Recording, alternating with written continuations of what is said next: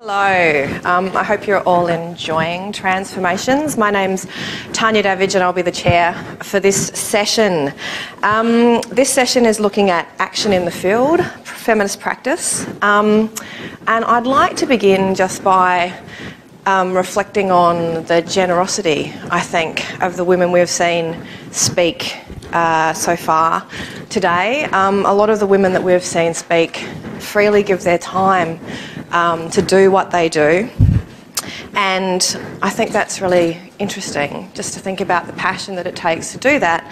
And this generosity is interesting because we're going to look in this session at what it means to take this generosity outside of this space that we're currently in. So what we're going to do is we're going to look at how practitioners and researchers are helping to create more equitable built environments, environments that welcome and support underrepresented groups and disadvantaged communities. We're going to be looking today at equity on housing.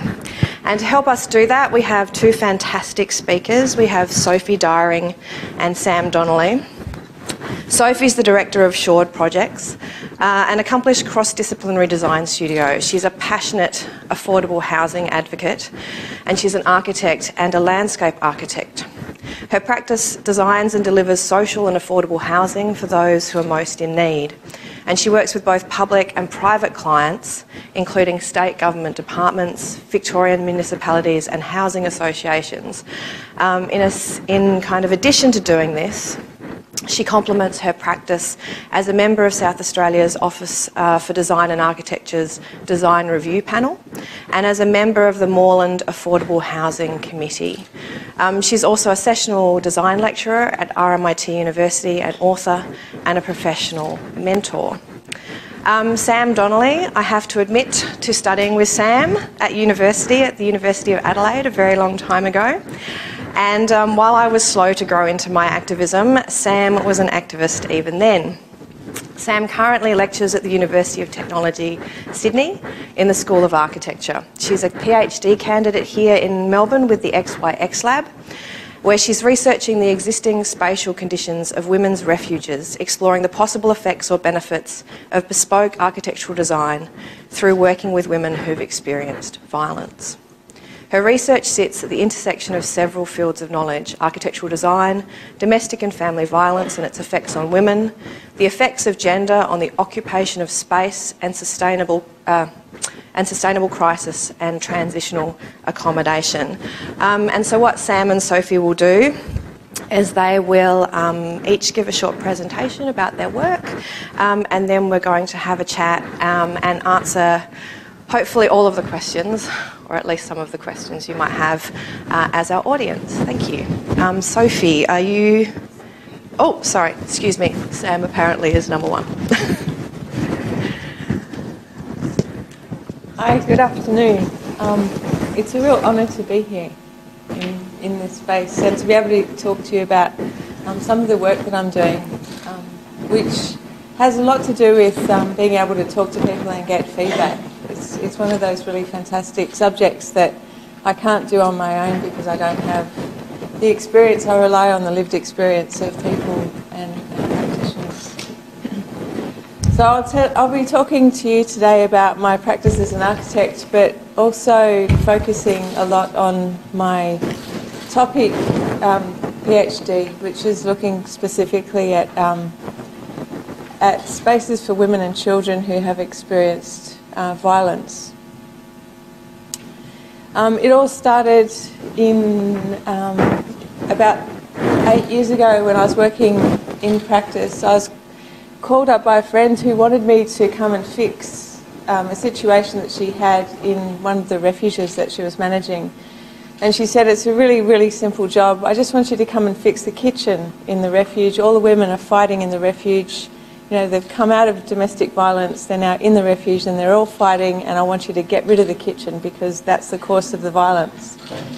And so this kind of crazy job started where we got rid of the kitchen and we put kitchenettes in all of the rooms and we basically made them into self-contained units. But then we started to realise that we did need common spaces and that there was a whole raft of space out the back that we then started to fill up with transitional housing. So the very small job of removing a kitchen became a career for me, and a real interest in the difficulty of designing a space like this. It wasn't just a house, it wasn't a hospital, it wasn't a mental health clinic, and it wasn't a childcare centre, but it was all of those all at the same time. And some of them worked really well and some of them didn't work so well, and it depended on who was there and at what time. So this was the first refuge that I worked on, sorry it's the wrong note, with Constructive Dialogue Architects, and it's in the Northern Beaches of Sydney. And this image shows one of the transitional housing units, which so this unit houses up to 3 children and a mother, and it opens up onto what was a great courtyard space that was developed by putting in the transitional housing. This is Elsie's Women's Night Refuge, which is the first refuge in Australia. So this was 45 years ago. It was started in 2 existing terrace houses in Glebe, which were abandoned, and 4 women decided that they'd had enough of the violence and they were going to take over these 2 terrace houses and open them up to women who needed to escape violence. And within a week, these 2 spaces were completely overrun with women needing refuge from being in really violent situations. And so the women, and this was all done just out of activism. You know, they didn't ask permission, they just did it. And eventually the government realised that what they had on their hands was a real problem, and they decided that if they didn't fund this, there was going to be a complete riot on their hands. So Elsie's still exists today in a very different form. It was taken over in terms of the reforms, where a religious organisation took it over and turned it into a generic refuge for all sorts of people, not just for violence. So slowly it's transitioned into something which it wasn't in the beginning, but in the recent years it seems to be transitioning back into a violence-specific space. So in my research, I've started to try and work out what is the journey that a woman has to take when she decides to leave the home. And it's a really kind of complicated and singular journey that each woman takes. It's difficult to say that all women face this kind of journey. Research shows that a woman will leave home 9 times and go to a refuge 9 times before she decides to leave altogether. So it's this kind of bouncing back effect of leaving home and then going back home. There's a whole lot of reasons for this, and it's a very complicated journey which sometimes involves going to transitional housing. A lot of times it means that a woman will be homeless. She might live in her car, she might live with a relative, she might couch surf for several months before she finally decides to go to a refuge. So each of these situations, the refuge is kind of the gatehouse where change can start to occur. So it's like in a really important architectural space for a woman to feel safe, supported and stable for possibly the first time in a very long time. So for that reason, the architecture of this space is actually incredibly important. And some of the spatial needs are very specific. So it needs to be safe, but not a prison. It needs to be dignified. It needs to be very private, but not in the sense that you're completely excluded. It needs to be comfortable, but you can't be so comfortable that you feel like you can't leave. It has to be child-focused, and child meaning from the ages of 0 to 18. And it also has to promote a sense of independence. So you need to be able to instill a sense in women and children that they can leave and then they can lead a better life after the refuge. And all of these pressures exist in that architectural space. So it's a lot to do with the services, but I'm trying to find out if architecture can actually have an effect on that transition as well. So it's led me to try and work out what does design for women mean. So if we're designing spaces specifically for women and children, what does that space actually look like? Does it look like these kind of idyllic scenes where women are looking after children and living in these very pristine, organised environments, like in the 1600s in the Netherlands. How do we look at spaces for women in terms of physical space? So we all know about Le Corbusiers' modular man and how everything's related to the size of a man and the strength of a man. But then there's a sketch that exists about modular woman, and even that's kind of wrong in a sense because she's still 1.8 metres tall. So what happens when you start to get women of different scales, different cultures, different abilities? And this is where the refuge needs to... It's not a home for one person, it's a home for somebody who might be disabled or for somebody who might not have all of the mental faculties because of what she's gone through to be able to live a normal, stable existence. So there are three main questions that I've started to address in the research. First is, what spatial form does a refuge require? When you talk to people about women's refuges, most people assume that the refuge is like a fortress or a hidden space in the suburbs. So I'm trying to question, is that actually the fact, or is that the truth? What are the physical spaces in a refuge? Are they institutional type spaces where you have a whole kind of series of bedrooms and a common area? Are they more like a core and cluster model where you have independent living units? There are so many different types of refuges when you start to look at how each community addresses this problem, and nobody's actually documented that. So I'm getting a lot of really interesting data on that. What kind of typology would a refuge space look like? So what kind of spatial needs are common to all of those services, and how does a refuge space operate at different scales? So starting to look at the different areas within a refuge are quite interesting, and how it relates to a community is a different thing to how does the bedroom in a refuge actually relate to the rest of the building. Second question is, how can architectural design support the perception of particular psychological, physical and emotional safety of women and children? Part of the really interesting thing that I'm researching is the effect of domestic violence on children is so profound that if we can somehow stop violence with the children, then perhaps we've got a chance at stopping violence altogether. And a lot of this effect is, children's memories are very closely related to physical spaces that they're in. And so I'm wondering how you can make an architectural space that children will then instantly kind of gel with and be able to have a much more healing situation when they're in a refuge. And the third question is about what is architecture's responsibility in this conflict? Can architectural design actually make the difference that we hope it will? Is defensible space possible to achieve through architectural space alone, or does it need to be a whole raft of other things? Can bespoke design be adapted to existing types of refuge space? There are a lot of refuges that exist that need updating and upgrading. So how can we adapt, refits?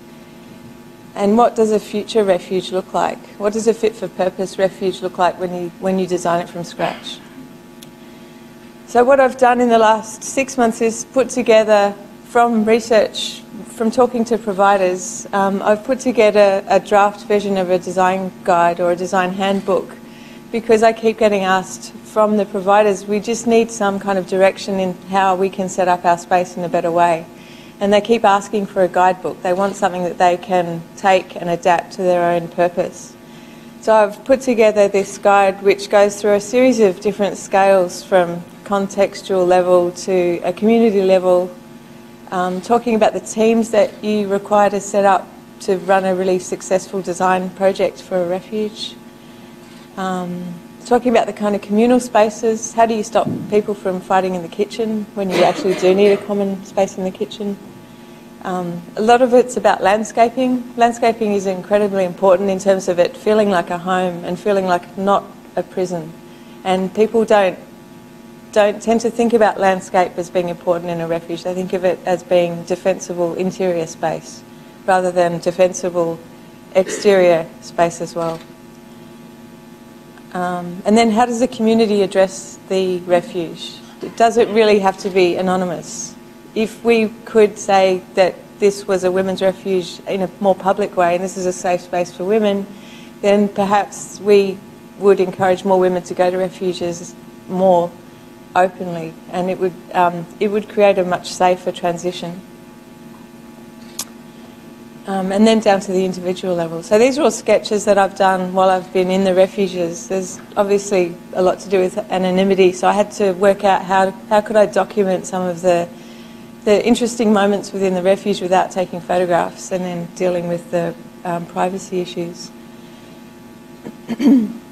And there's some interesting kind of simple ideas about storage and pets, and how you do really simple things within refuges to make them operate better. Like if you have really good storage, it becomes a more trauma-informed space because it's calmer and there's a sense of order, which often the women haven't had for many years.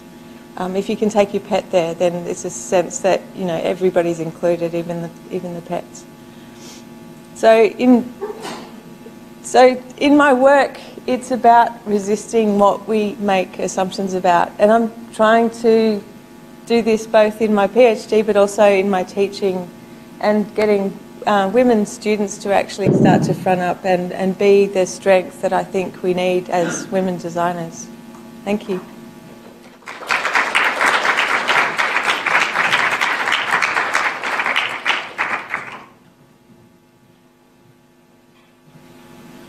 Thank you, Sam. Such important work. Today I'll be speaking about 3 projects that my practice is working on or has completed in the last few years. We predominantly work in the social housing field. So these are all social housing projects with community housing providers in Melbourne. Excuse me. It was important for me to open on this slide because at the heart of our work is always the occupant or the resident. Even though we're somewhat removed from them, the designs are still speculative because we design for groups of people and not individuals. But this is Deb, and she was one of the first residents to move into our transportable housing project in Footscray. And it's the first home that she's had in 35 years. And it's been incredible for her. She speaks quite openly about the trauma that she went through in her early teenage years, and that finally having a home has allowed her to settle and deal with other aspects of her life. So this is the Transportable Housing Project, Harris Transportable Housing Project with Launch Housing in Footscray.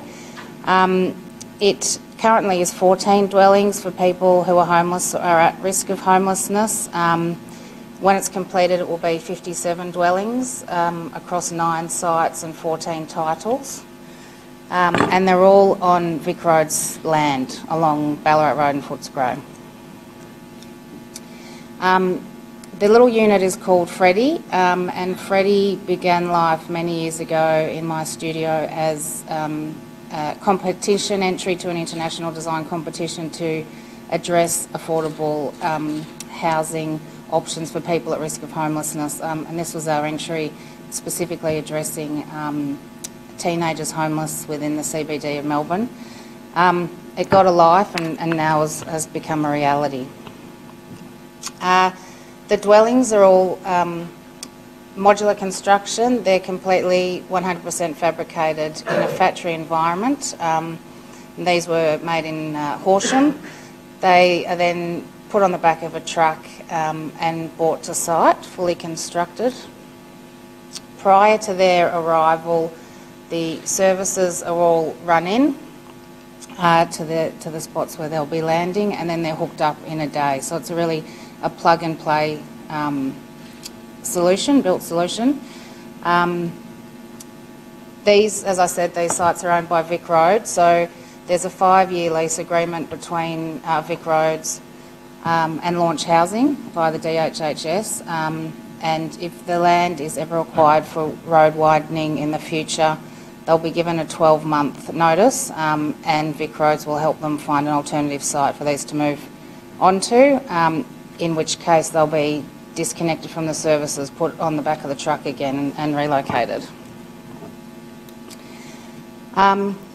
Central to our work is the question, I guess, of individuality for our tenants when we don't know specifically who these people who will live in our dwellings in the end. These are not the final colour schemes, but it was a slide I wanted to show because we did specifically design 4 colour schemes for these 57 dwellings. So when you arrive to your plot of land, to your small kind of house and lot package, it is more than likely that your dwelling is not going to look the same as your neighbours. So it's certainly not like a caravan park approach to small transportable dwellings. There's individuality through the colours.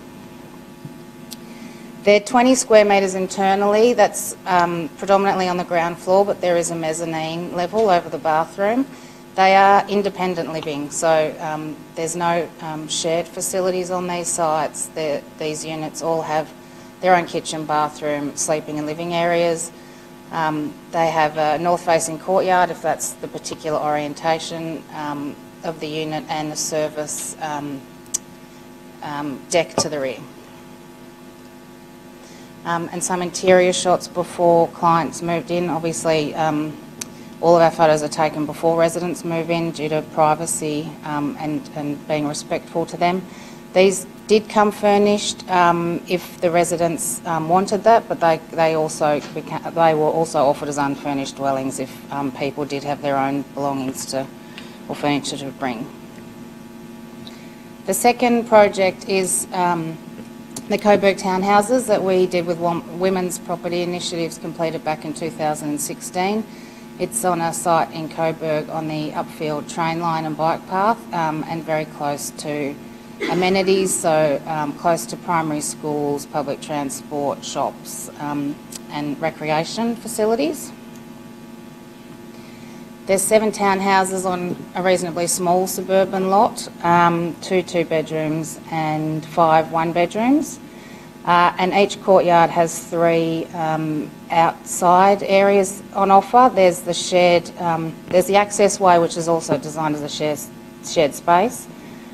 East-facing courtyards and west-facing terraces on the first floor. Living, dining, eating on ground floor, and sleeping and bathrooms on the first floor. The access way that we designed as a shared space was an important element of this project for us.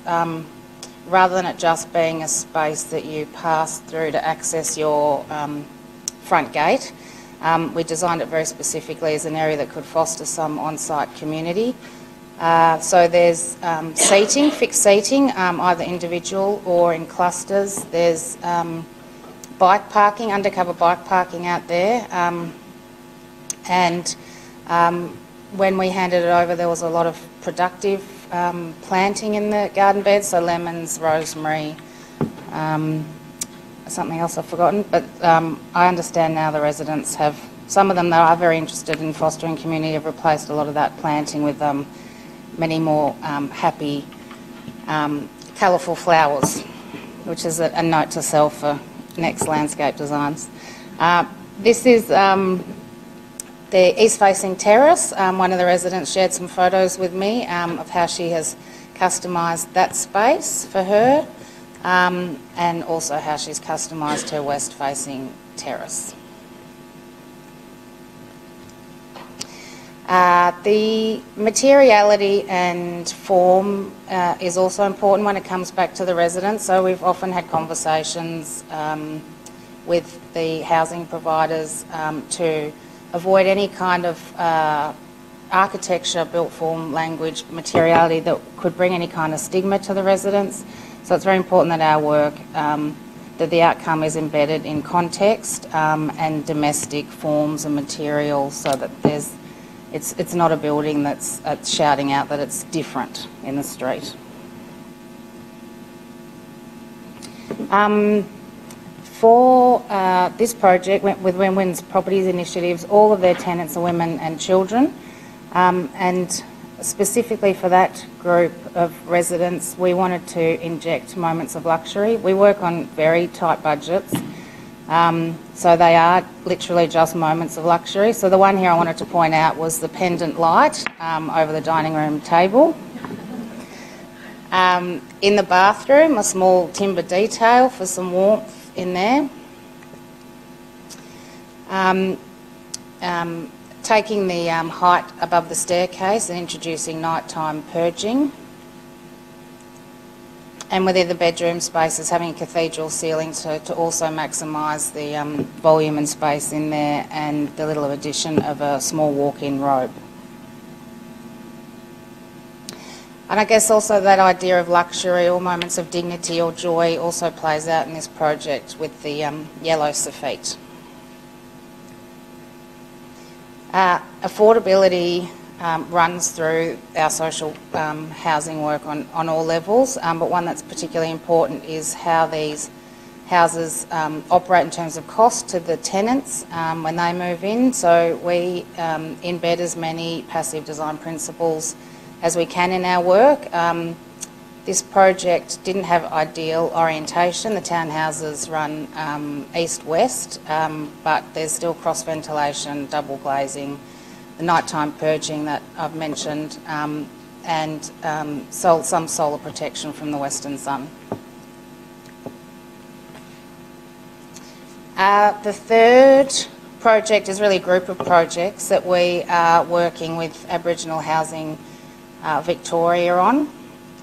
And what's very important for me, being non-Aboriginal person, is these design principles that were given to us at the start of the process. So these 7 guiding principles were worked through with Aboriginal Housing Victoria with their tenants, so it was very important for us to work with these so there was a connection to the future residents, and rather than a top-down approach trying to reduce that or minimise that in some way. And the ones that I'll probably touch on is connection to country, which we try and do through landscape, being culturally responsive, which we attempt to do through materiality, and size matters. So originally we were approached by Aboriginal Housing Victoria to design just one townhouse type. So they've recently had a lot of titles signed over to them for self-governance, properties that they were managing, and now they own them, about 1,500 properties, and a lot of those are not fit for purpose. So they've started a large redevelopment program, and they really had hoped that they could just design one townhouse and kind of roll it out across many sites in East Melbourne. And we did design this one, and it is a townhouse we use. Very strong, so north-facing living spaces were essential, and an immediate relationship to the north-facing external space, having that adjacency so the family can expand and contract as people gather and move, and using fenestrations to have a strong visual connection to the landscape. So we developed that type and then looked at it further and understood that there are lots of different kind of site sizes, geometries and orientations, and that one townhouse was not a one-size-fits-all solution. So if we did rotate this townhouse 90 degrees to fit on sites, it wasn't optimal to north. The living spaces and the connection to the outdoor spaces was lost. So we have designed a second type in consultation with them. So now we have the 2 townhouse types that work across the different sites that they have.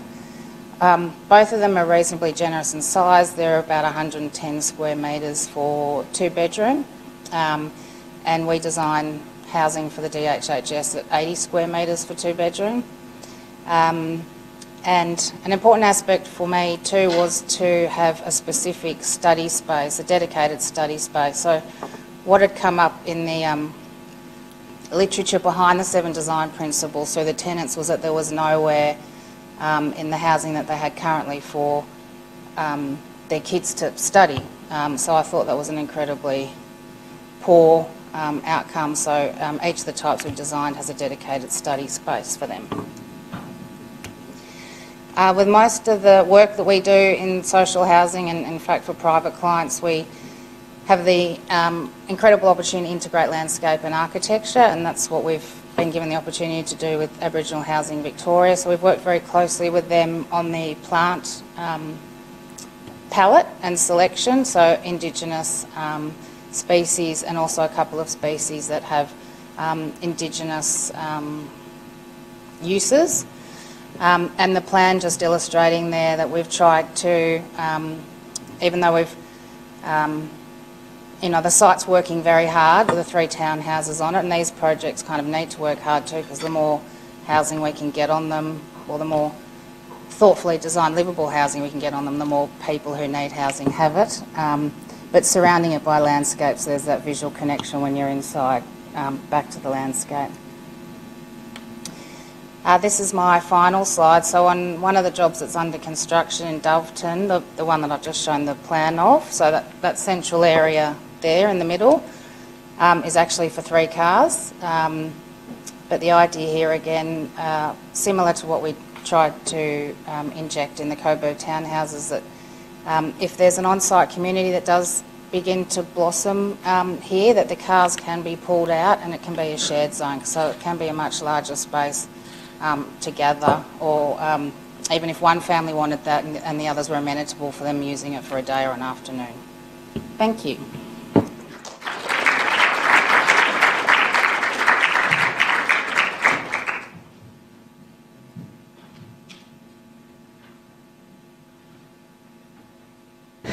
Okay, so now I get to ask a few questions, and then we'll hand over to the audience to ask a few questions. We don't have a mic for this session, so you'll just have to speak up. I'm sure you can all manage. But I thought we could talk by starting with a little bit about yourselves. So what drives your activism in this space? What got you here? Why are you here? Yes. It's my background. So my mum, is that on? Yeah. Is that on? You can... I grew up in a single parent household. My mum was a working mum. She was a nurse. She has an incredible ability to consider the value of everyone. And I didn't realise how that fed in, I guess, until, about 10 years ago, when I started pursuing a social agenda within my practice. So, I have mum to thank, I think. My story's exactly the same. Single mum, brought my sister and I out to be staunch feminists, and she's also a nurse, and she would yell at me, "You bloody university students know nothing. You don't know what you're talking." And it kind of, it just gave me the challenge to try and prove to her that, we could do good. We weren't just going to go off and do a PhD in something that wasn't useful.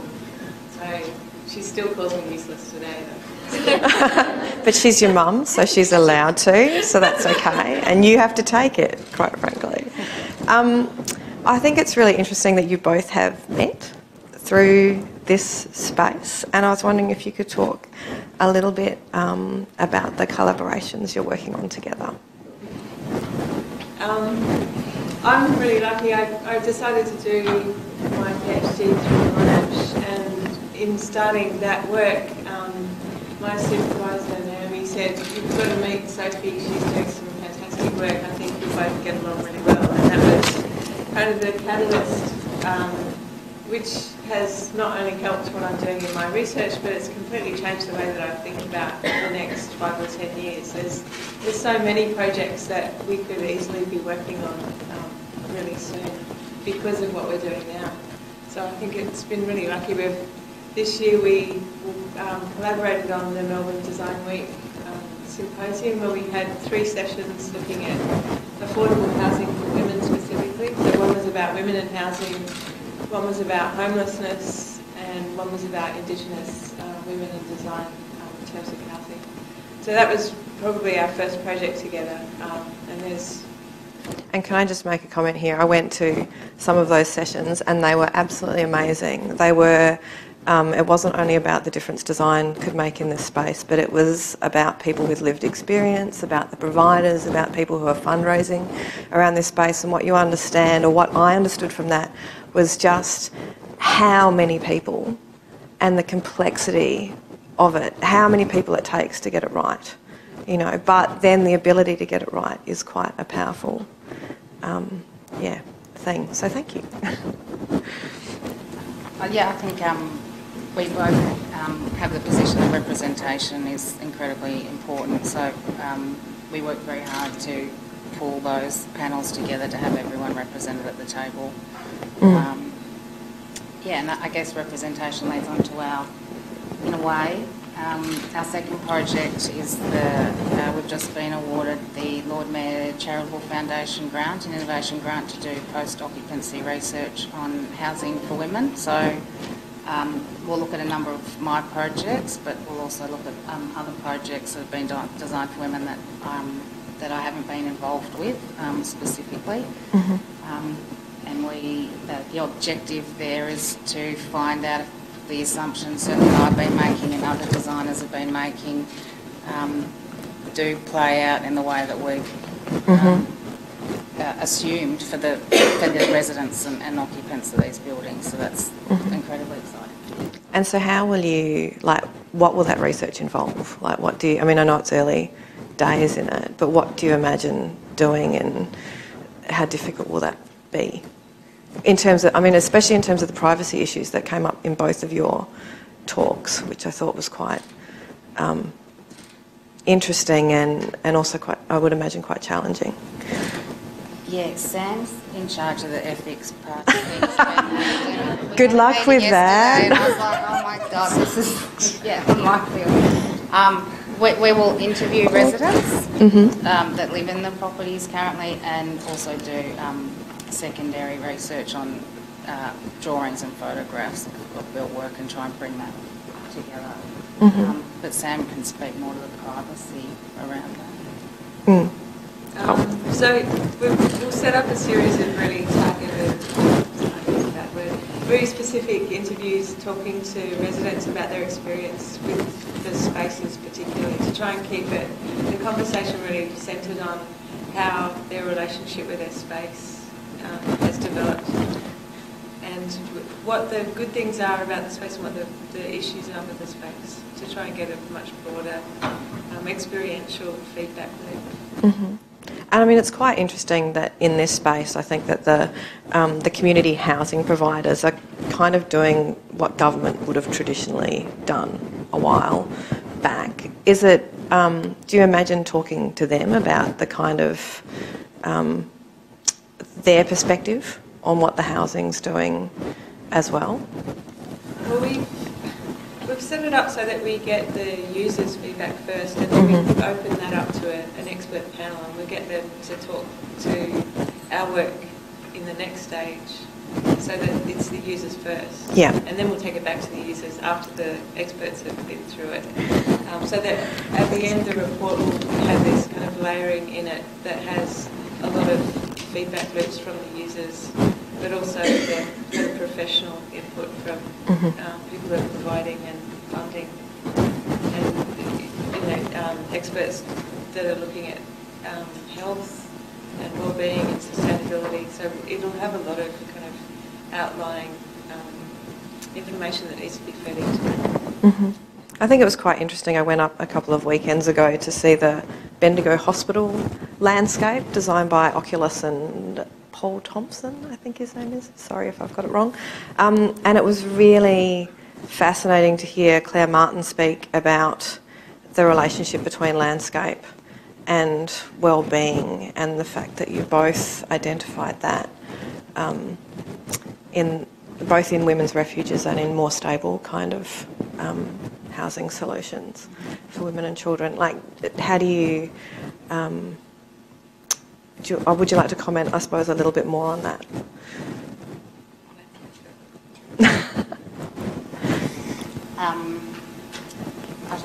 I don't know if this is good or bad or naive thing, but I often just try and put myself in all these situations, and I kind of understand how important landscape is to me, and in fact kind of everyone around me. So every landscape is my happy place. If it's not a good day, the first thing I do is go down to the Arrow and walk, just downtime. So I think it's important for all of us to have that connection.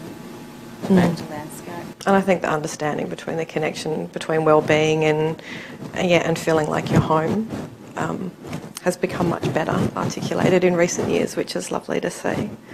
I might ask one more question and then open it up.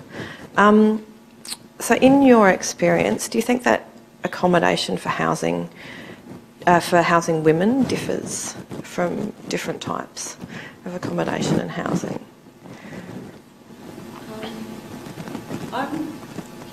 I'm starting to really question that maybe, and we were talking about this earlier, it's more about access to housing, and it's not, I mean, a house for a woman is not necessarily going to be different to a house for a man or a non-gender specific person, but it's more about how do we allow access to all sorts of different people rather than just those who can get it first. And how I think part of the question is also about how do we design so that elements of the design speak to women in particular ways. So for me, it's a lot about the Virginia Woolf, having a room of your own. You know, women often don't have any space of their own, and if you can design a space in which a woman can have her own space, which is really odd to think of, because quite often we never allocate that space like we study. Or if you make a kitchen, for example, the kitchen is where a woman spends a lot of time. If you make that space so that it's easy to look at the kids and you're not constantly struggling with the kitchen setup, the design can actually help that be a much better functioning space.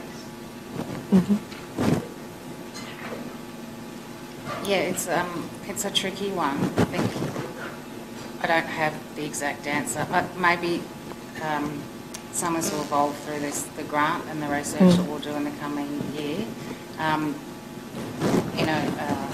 We often think about storage, and I might think about specific storage solutions more for a house for a woman perhaps, but everyone needs, storage. I guess with the townhouses, the idea of kind of small moments of luxury is maybe not an idea that I would apply to housing for men perhaps, but I think that all the functional and performance-based requirements of housing probably doesn't differ very much from person to person. It's interesting, isn't it? Okay, maybe we'll open up for questions. There's one in the back there. Oh, you just have to stand up and speak and project, please. Hi guys. Thanks very much for the presentation. It's really interesting. Following on from that question about a home and having a place where you feel safe and you belong, I wanted to actually ask, maybe quite a boring question, but about space standards. And in London, it's something we struggle with quite a lot because we're very restricted. We're not allowed to design a home under 37 metres squared for a one-bed, one-person home.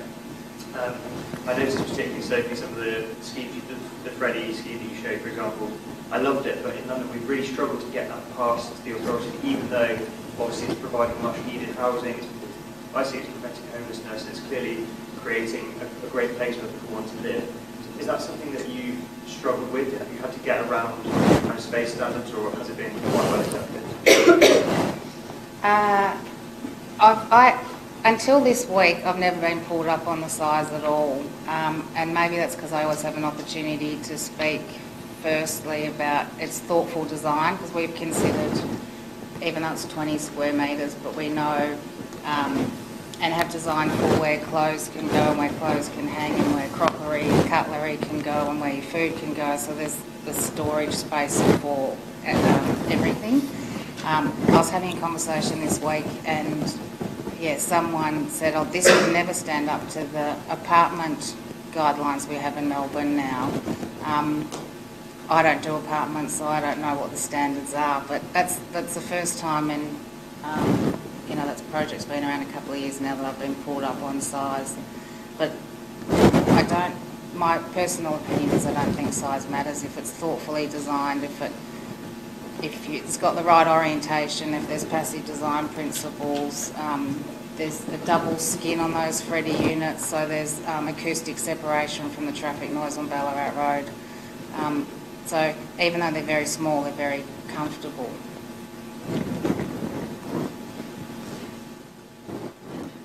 Yep. the tension between this size restrictions and all abilities access? That was kind of an operational decision by Launch Housing that they. So we had I can't remember her exact title, but it's a community consultation woman deal with us, deal with the project. She was part of the project time to time, and she had limited mobility. So she came to see the prototype a couple of times and gave her feedback, and it wasn't a home that she could live in because of her limited mobility, but still gave it the thumbs up. But Launch, it was an operational decision for them to still go with it. Some have a single step, some have 2 steps. They do have a handrail, and the bed is on the ground floor rather than mezzanine, but it was an operational decision for them, and no policy or regulation, amazingly actually, given all the red tape we deal with, came up. Oh, that's Yeah. bizarre. A question here, and if you guys could just hold the mic a little bit. Thanks. Sorry. I worked it out. You were talking earlier about how one residents in your house or housing complex in Coburg had changed the landscape design because they wanted brighter colours, flowers or whatever. I was curious if you guys have conducted post-occupancy studies into the houses you've designed or had follow-up interviews with the occupants, and if so, what approaches and things you've done have been more successful and what have been most successful? That's exactly what the grant is. That's exactly what the grant is set up to do. So there's very few post-doc studies done, especially on spaces like this, like social housing and affordable housing. So part of the reason why this is a perfect fit is that Sophie worked on the projects at the young people and talked to the residents and talked to the designer. She worked on a lot of the projects in the case study mix. That would give us a really clear image of what was intended and what actually came back. It's quite interesting, isn't it? This idea of data and research coming up again, and in some ways, like, what you're doing is actually quite disruptive because you don't know if what's happening is actually really working. It's almost, is it anecdotally working? What's the, what do you go on? So it's quite a fascinating next step. How long do you see the research taking? I've only got a year. Oh, hop to it. Yeah. You better get that ethics clearance really quickly. Oh my God. Have we got any other questions? Yes, Pia. Yeah, I just also wanted to pick up on what we're talking about with the landscape aspect. Both of you spoke about pets and also flora, in some respects in the images. And I mean, there's a fair bit of work, research that's coming up at the moment talking about the relationship between well-being and connections to the non-human, beyond the human. And I'm just wondering whether, I think that because you're both dealing with, or because these projects are dealing with people that are in need and are vulnerable, and that connection may be even more important. Just wondering whether you've had, if there's more to say from your experience about people's connection to place and to other species as part of these architectural projects. Whether that's coming.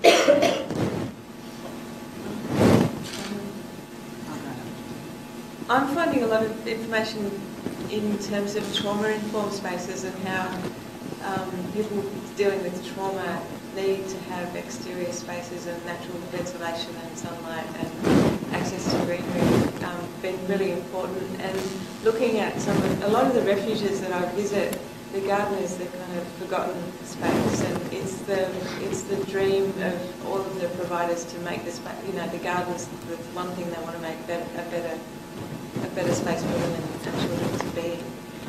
Because you get things like smokers areas. You've got to have somewhere for women to be able to go and have a cigarette while the kids are playing. And that that in terms of giving the women dignity, I think the landscape becomes part of that really important room outside that we as designers could actually make much better. It's a fast job. You don't have to build it. You can grow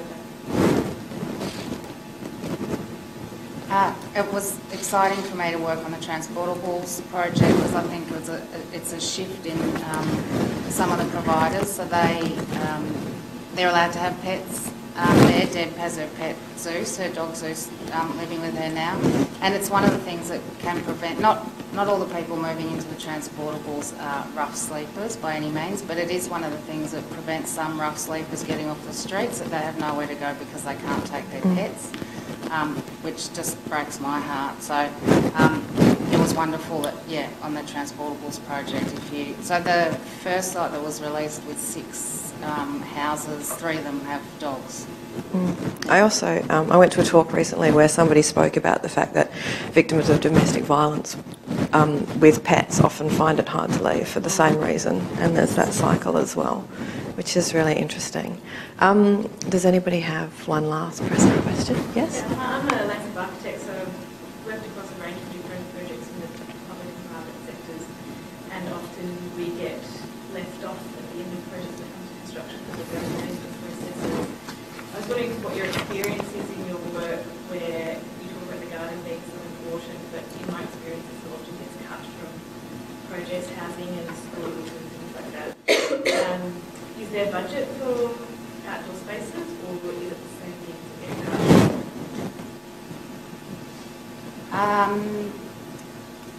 So I've recently completed a landscape on a refuge in Melbourne. That's one of the first ones to be rolled out after the Royal Commission.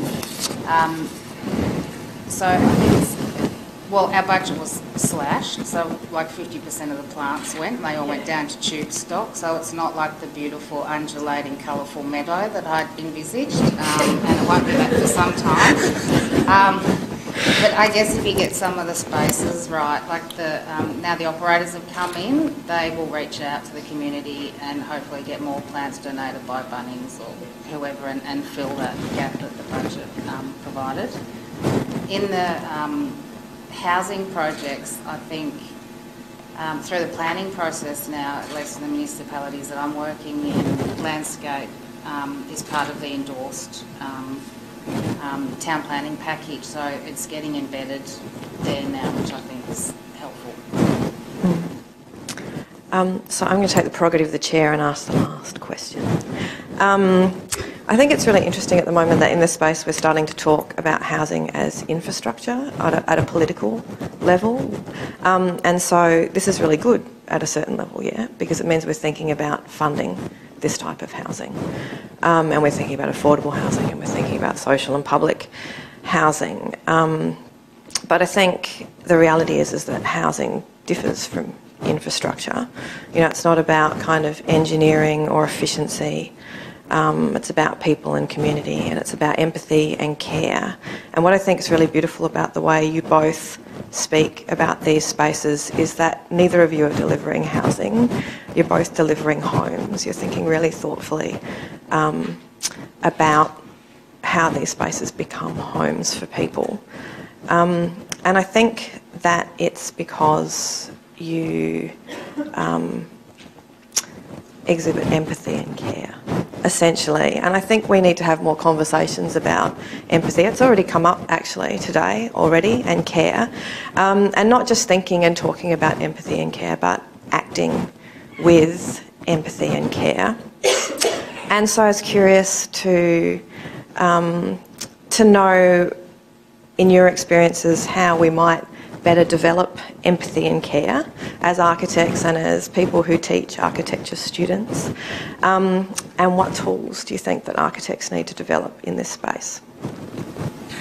I ran a studio with health, architecture and landscape students all in the same space. And the brief was to design a women's refuge. And we had a real project, we had a real provider to talk to them. And I set up the landscape students led the project because I didn't want the architects to lead it for once. And the health students had to give the architects and the landscapes background knowledge in terms of what do people need when they're in high states of trauma. And the health lecturer and I mapped their empathy, the change in their empathy levels across the course. So we measured at the beginning and then we measured at the end, which is really interesting. And we used a really terrible scenario at both stages to try and test how the students were reacting. And the changes in empathy, I don't think the scale measured the changes in empathy very well, because the empathy had kind of really strange patterns.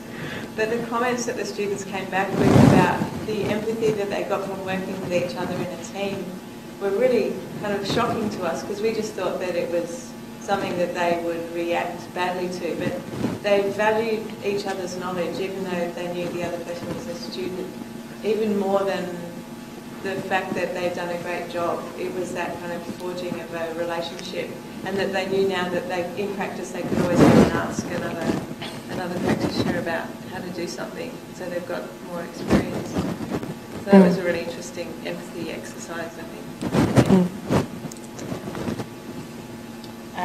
So I'm a strong believer in housing first, and if that doesn't come naturally to people, I think, you just need to get in early. So I just taught a design studio at RMIT as well, and we had lots and lots of conversations with the students about people are going to live here. You have to think about people being in this space, and it was kind of a new concept to them. It's a horrifying thought. We made them draw people.